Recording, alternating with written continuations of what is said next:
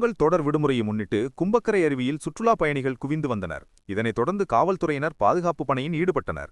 பொங்கல் பண்டிகை தொடர் விடுமுறை மற்றும் இன்று ஞாயிற்றுக்கிழமை விடுமுறையுமுடதை அடுத்து தேனி மாவட்டம் பெரியகுளம் அருகே மேற்கு தொடர்ச்சி மலை அடிவாரத்தில் அமைந்துள்ள புகழ்பெற்ற கும்பக்கரை அருவியில் பல்வேறு பகுதிகளிலிருந்து ஏராளமான சுற்றுலா பயணிகள் குவிந்தனர்.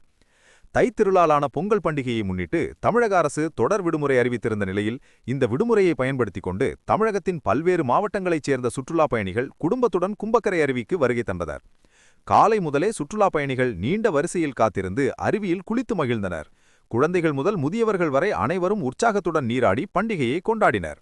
சுற்றுலா பயணிகளின் பாதுகாப்பை உறுதி செய்யும் வகையில் காவல்துறையினர் மற்றும் வனத்துறையினர் தீவிர பாதுகாப்பு பணியில் ஈடுபடுத்தப்பட்டனர்.